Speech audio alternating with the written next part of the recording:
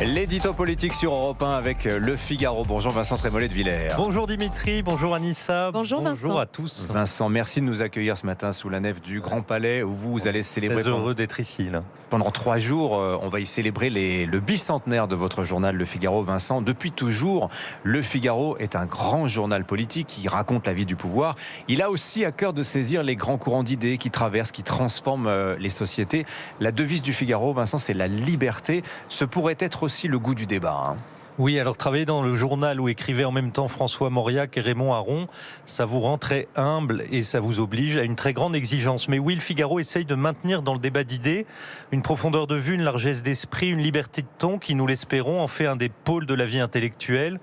Puis il faut ajouter à tout cela un souci de la langue, du style, des bonheurs de formules qui doivent donner à la lecture du journal un plaisir immédiat pour l'esprit. Vous savez, Régis Debray écrit quelque part qu'il y a une musique des idées. Et il a raison.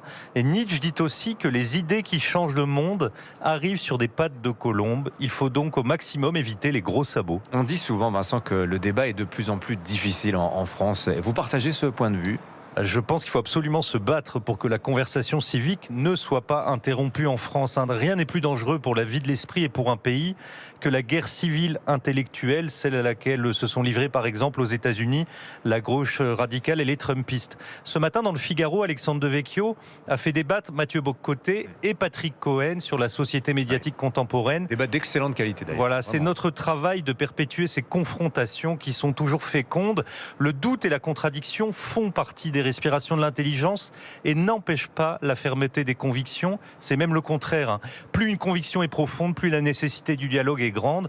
Puis la France, c'est aussi le plaisir de la conversation et une conversation où tout le monde serait d'accord et parfaitement aligné n'aurait plus aucune couleur, plus aucune saveur. C'est pour ça qu'au Figaro, nous avons le goût de la conversation. La confrontation, quand elle est civilisée, aiguise les esprits, donc affine nécessairement la pensée. Mais est-ce que vous diriez cependant, Vincent, que la liberté de penser et de s'exprimer est en recul en France ? Il faut la défendre, cette liberté. Europe 1 la promeut et le Figaro en a fait son emblème. Et c'est peut-être la cause d'une migration d'un certain nombre d'intellectuels de gauche vers notre journal. Alors Alain Finkielkraut en est un des plus éminents, mais aussi Jacques Julliard, qui était l'éditorialiste de l'Obs, une figure intellectuelle de la gauche, et qui m'a demandé si le Figaro pouvait recueillir son carnet mensuel, ce que l'on a fait jusqu'à la mort de l'éditorialiste.